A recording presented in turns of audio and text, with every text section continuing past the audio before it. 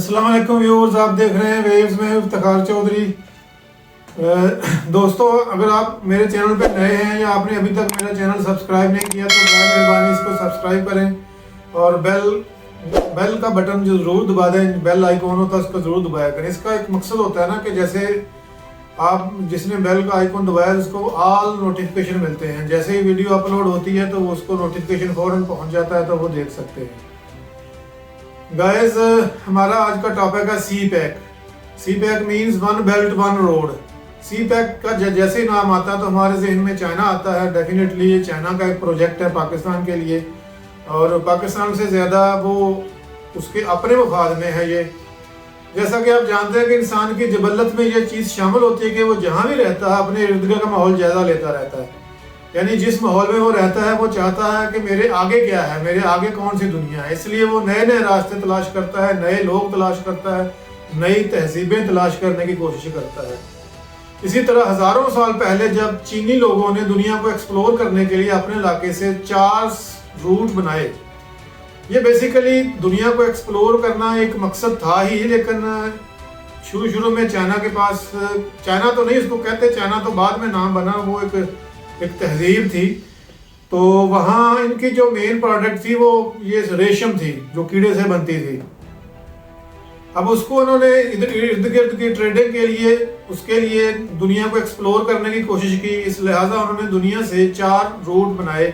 अपने चाइना से, अपने एरिया से पूरी दुनिया को जाते थे, ईस्ट, वेस्ट, नॉर्थ और साउथ। उन चारों में से एक जो साउदर्न रूट था वो यानी जो पाकिस्तान से गुजरता था, जो पाकिस्तान आज है, उस वक्त तो डेफिनेटली पाकिस्तान नहीं था, ये मुत्तहिदा हिंदुस्तान का एक हिस्सा था। तो इस एरिया से जो रूट गुजरता था उसको साउदर्न रूट कहते हैं। लेकिन जो चाइना जब आज़ाद हुआ, इसने अपनी आज़ादी हासिल की 1 अक्टूबर 49 को। ये इसने जब अपना आज़ादी हासिल की तो इसने फिर सोचा कि मैं ये रूट को थोड़ा बेहतर कर देता हूँ ताकि ट्रेडिंग में आसानी हो। लिहाजा इसने इस रूट को रीविजिट किया और इसके लिए उसने इसको यानी रिकंस्ट्रक्ट किया, और बहुत हद तक इसमें वो कामयाब भी रहा। ये इसमें पाकिस्तान का ही फायदा हुआ। इसको सिल्क रूट कहते थे उससे, उस वक्त से लेके आज तक। ये जो सिल्क रूट है वो चाइना से लेके शारा कराक्रम भी इसको कहते हैं, जो कराक्रम के पहाड़ी एक सिलसिला है जो पाकिस्तान में वाक़ है। ये पहाड़ों को चीरता हुआ आगे गुजरता था और पूरे पाकिस्तान को कवर करता था। दूसरी जंग अज़ीम, नाज़रीन, दूसरी जंग अज़ीम के इख्तिताम पर आपको पता है कि ये दूसरी जंग अज़ीम 1939 से लेकर 45 तक लड़ी गई थी। इसमें बहुत सारे कंट्रीज़ का नुकसान हुआ, आलमोस्ट सारी दुनिया तबाह हो गई थी। तो इसके इख्तिताम पर चूँकि नई जंग कोई नहीं थी, हर कंट्री ने अपना अपना कंस्ट्रक्टिव वर्क करना था, अपने मुल्क को दोबारा से रीतमीर करना था। तो अब उस वक्त एक जंग शुरू हो गई कि यानी दुनिया का लीडर कौन होगा। अब उस वक्त एक कम्युनिस्ट थे जिनका लीडर रशिया था, और वो उनको लीड कर रहा था, रशिया था, चाइना था, और ये इस तरह के जो इस एरिया के जो लोग थे। दूसरी तरफ जो लिबरल थे, जो अपने आप को डेमोक्रेट्स कहते थे, उनका लीडर अमेरिका था। अब इन दोनों की कोल्ड वार शुरू हो गई है, बहुत ज़्यादा देर तक रही। और इसमें जो रशिया था, USSR इसको उसको बोलते थे उस वक्त, इसने गलती क्या कि ये अफ़गानिस्तान में आ गया, इसने इन्वेड किया अफ़गानिस्तान में, और अमेरिका ने उस मौके को गनीमत जाना। और आपको पता ही आगे क्या हुआ, और इसमें USSR की कंप्लीटली शिकस्त हो गई। नतीजा क्या निकला, वो माशी तौर पे तबाह हो गया, और जब माशी तौर पे वो कंट्री तबाह हो गया तो वो टुकड़े टुकड़े हो गया, डिफरेंट रियासतों में तकसीम हो गया। अब ये मामला 1991 में पेश आया था। 1991 में जब रशिया टूट बिल्कुल ख़त्म हो गया और उसको अपनी फिक्र पड़ गई, उसकी इकॉनमी तबाह हो गई, तो अमेरिका एक सिंगल कंट्री ऐसा बन गया जो पूरी दुनिया को लीड कर रहा था। यानी दुनिया की सुपर पावर उस वक्त अमेरिका था। तो उस वक्त तक चाइना में ये इनसाइड वो अपनी कोशिशें जारी कर रहा था। वो यानी अपनी इकॉनमी और अपनी प्रोग्रेसिव चीज़ें जो अपनी तरक्की की होती हैं, अपने लोगों पे तालीम की चीज़ें होती हैं, उन पे ज़्यादा फोकस कर रहा था। तो इसी असना में एक इनके लीडर थे डेंग ज़ियाओपिंग।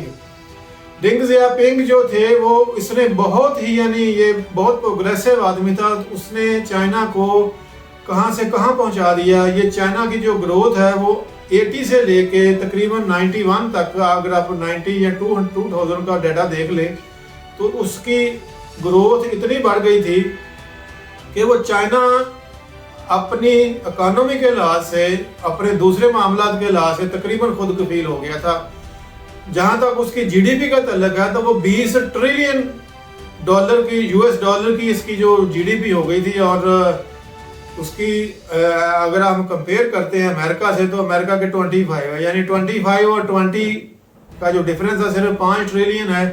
तो अब यहाँ से फारग हो के अमेरिका को डेफिनेटली अपने इस चीज़ की फिक्र हुई कि ये दूसरा यानी मेरा अलाई है जो मेरा कंपिटिटिव ना बन जाए। तो बेसिकली ये उस वक्त चाइना ने ये देखा कि जब मैं अपने तौर पे अपने चीज़ों को मैंने अपना संभाल लिया है, पूरा रीसेटल कर लिया है, तो ये बेसिकली इकोनॉमिक लीडरशिप की एक जंग हो जाती है।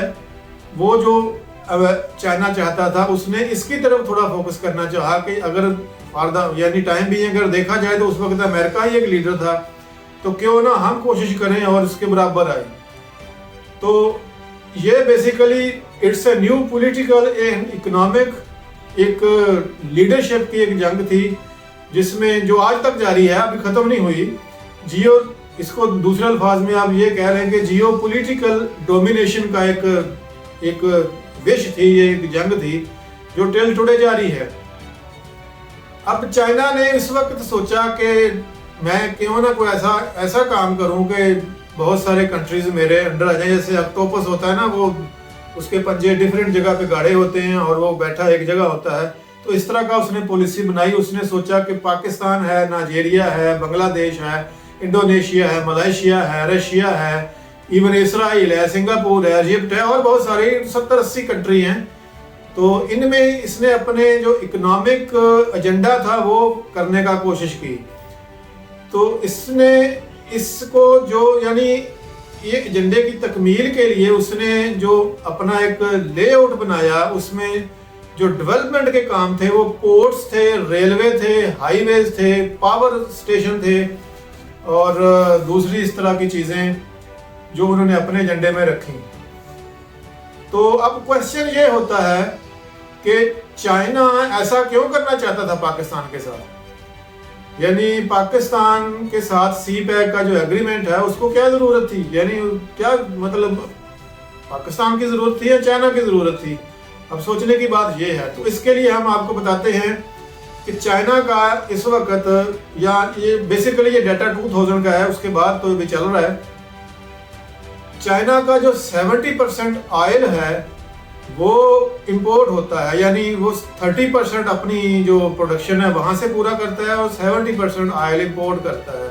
70% ऑयल का मतलब है 60 लाख बैरल पर डे खाम तेल उसको इंपोर्ट करना पड़ता है। और ये डेफिनेटली ये जो मिडिल ईस्ट के कंट्रीज़ हैं और दूसरे कंट्रीज़ हैं वहाँ से सारा आता है। और चाइना देखें किधर है और मिडिल ईस्ट किधर है, बीच में कितना लंबा एक ट्रैक है। और ये जो ट्रैक है ये यूज़ कर रहा है डेफिनेटली, अभी तक वो वही यूज़ हो रहा है। तो ये पूरा जो ऑयल है वो चाइना का, वो डेफिनेटली ये मिडिल ईस्ट से जैसे बताया पहले आता है। और इसका जो ट्रैक था, जो रास्ता था अभी गुजर गया था, वो स्टेट ऑफ मलाक्का था। स्टेट ऑफ मलाक्का एक सुमात्रा का एक जजीरा है। सुमात्रा बेसिकली इटसेल्फ जजीरा है, ये इंडोनेशिया का जजीरा है सुमात्रा जी। वो वही सुमात्रा जो आपका नाम, आपके ज़हन में इसका नाम होगा। 2003 में बहुत ही इधर खतरनाक किस्म का एक सुनामी आया था जिसमें लाखों लोग मारे गए थे।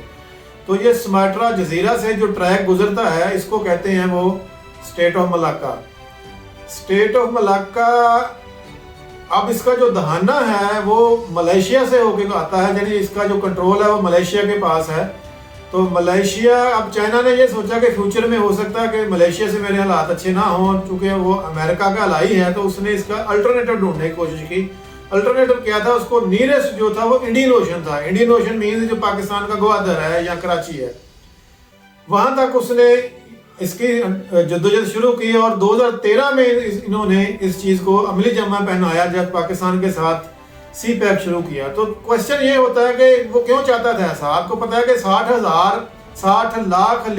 60 lakh barrel oil per day उसकी इंपोर्ट है। इस पे उसका जो एक्सपेंस होता है वो एनुअल एक्सपेंस है, वो 20 अरब डॉलर आता है।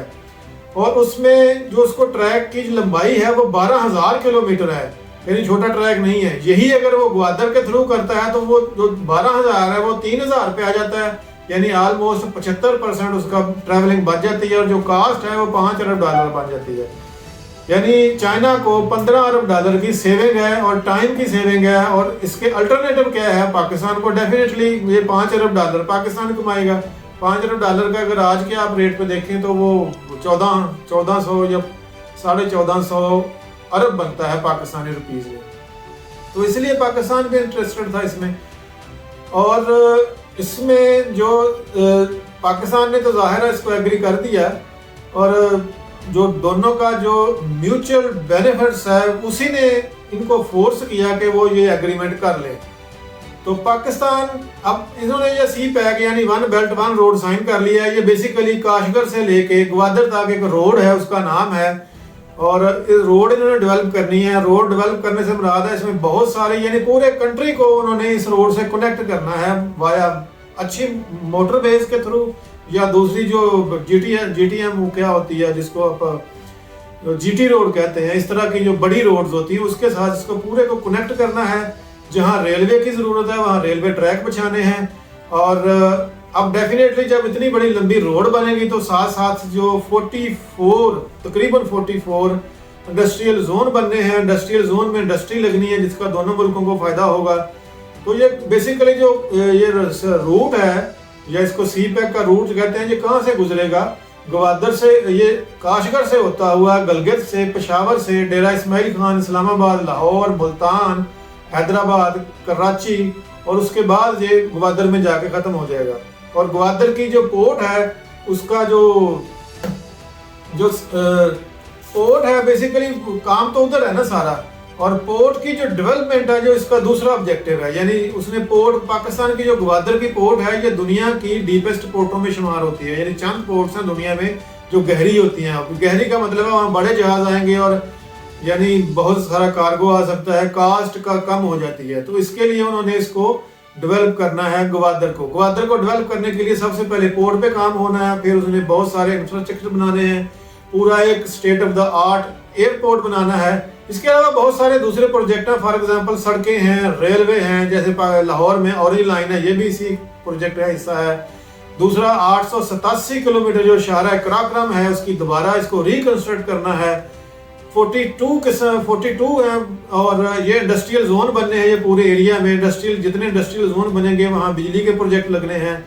में फ्री जोन होते हैं, बेनिफिट्स दोनों कंट्री को होता है, यानी चाइना की इंडस्ट्री भी इधर आएगी और हमें भी फायदा होगा, उसको भी फायदा होगा। इसके अलावा एक ग्वादर सिटी में इसने पूरा डेवलप किया। Gwadar state of the art एक सिटी बना दिया, उसमें एक एयरपोर्ट है, बहुत खूबसूरत है। इसके अलावा जो उसने पावर प्रोजेक्ट बनाए हैं जिसमें बहुत सारे कोयले के हैं, LNG वाले हैं, और एक साफ पानी का प्लांट लगाया है जो समंदर का पानी साफ करेगा और आगे वो पूरे सिटी को सप्लाई किया जाएगा। हाइड्रो पावर प्रोजेक्ट में जैसे आपको मैंने बताया कि वो 4 प्रोजेक्ट हैं, सुप्पी किनारी है, आज़ाद पतन है, कोरोट है जो पहले ऑलरेडी कंप्लीट हो गया, और कोहाला है।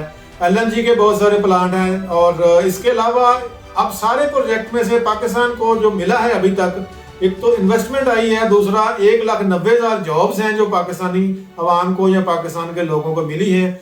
दूसरा ये है कि जब ये चल पड़ेगा तो नटशेल मैं आपको बता रहा हूँ कि सिर्फ ऑयल की मद में पाकिस्तान को तकरीबन 1500 अरब रुपीस का रेवेन्यू हासिल होगा। अगर चाइना इस रूट से बाकी तजारत भी करता है तो पाकिस्तान को तकरीबन 6 या 7 ट्रिलियन पाकिस्तानी रुपीस का रेवेन्यू आएगा, जिससे पाकिस्तान की इकोनॉमी बहुत बेहतर हो जाएगी। तो इंशाल्लाह अगले वीडियो में हम बताएंगे, इसमें कुछ बहुत अच्छे बेनिफिट्स भी हैं जो हम डिटेल में नहीं बता पाया। अगली वीडियो में हम बताएंगे पूरे डिटेल में इसके बेनिफिट्स, और कुछ इसमें रिजर्वेशन भी हैं लोगों की, वो क्या है, वो कैसे उनको काउंटर करना है, वो इंशाल्लाह अगली वीडियो में बताएंगे। तो लिहाजा एंड पे आपसे एक दफ़ा फिर गुजारिश है कि मेरे चैनल को सब्सक्राइब कर दें और बेल आइकन ज़रूर दबाएं।